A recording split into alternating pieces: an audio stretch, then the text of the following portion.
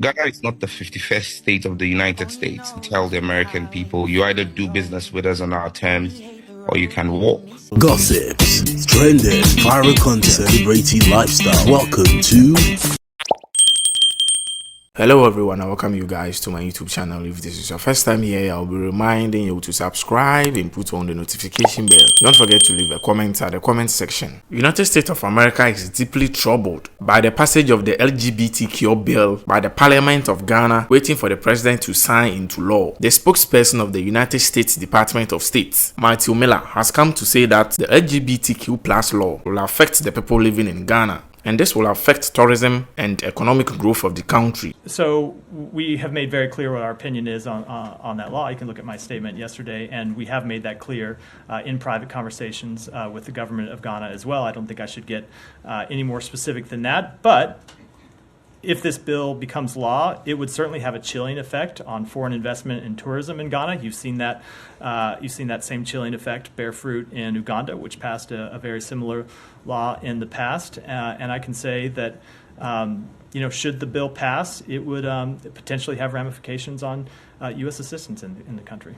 Sure. The Member of Parliament of Ningo Pram, Honorable Sam George, is one of the key members making sure this bill was approved by Parliament. He's been an integral member for the LGBT plus bill. He was called live on a foreign news channel to explain, defend and respond to the Western world's sudden attacks on Ghana for the passage of the LGBTQ plus bill. According to the Honorable Member of Parliament, Ghana is a sovereign country and not one of the states of America to dictate what to do in our country. He has ever since been receiving applause on social media for his intelligent submissions whenever he's called upon to answer questions concerning the LGBT plus bill in Ghana. Don't forget to subscribe to the channel whilst you watch the full video.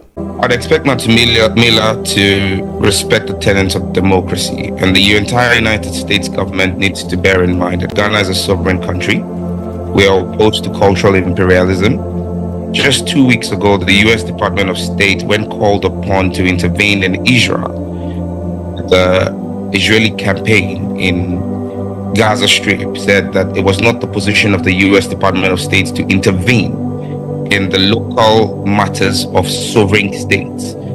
Ghana is not the 51st state of the United States. Ghana is a sovereign state on its own. The sovereign parliament of Ghana has passed a bill, and I think that Matthew Miller should be more interested in the loss of life of Americans' children in American schools to gun violence. Those where it matters and not where it doesn't matter. They're not invited in Ghana's local politics where our parliament has passed the law.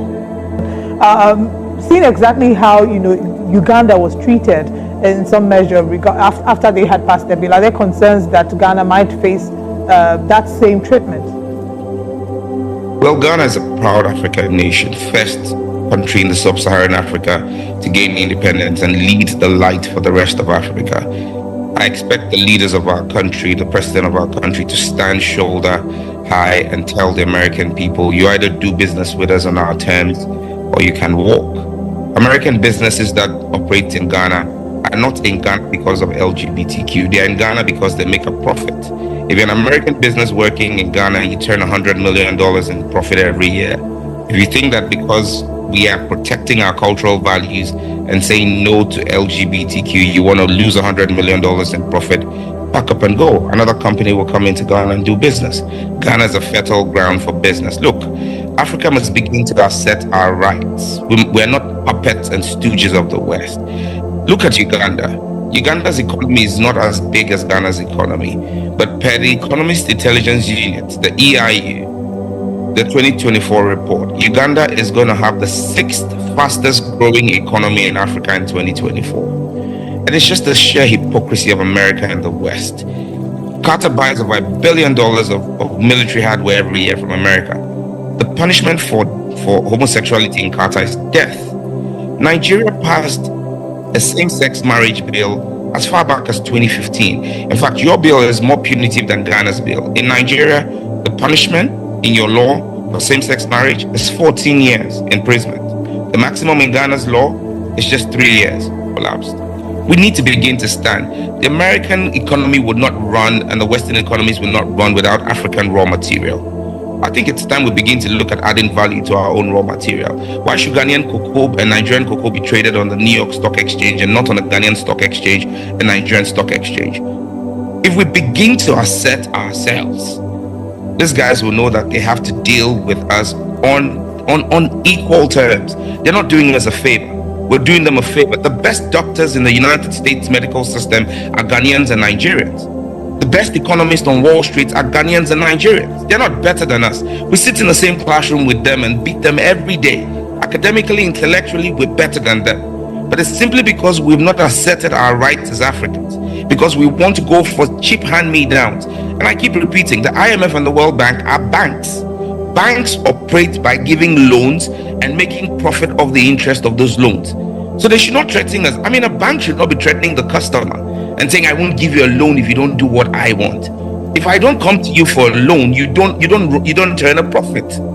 And so our economies are what run those multinational banks. And until we begin to assert ourselves and begin to trade more amongst ourselves, Ghana should begin to buy more rice from Nigeria, and Nigeria should begin to buy more salt from Ghana. We don't need to be going to the West for this. That's our problem as Africans.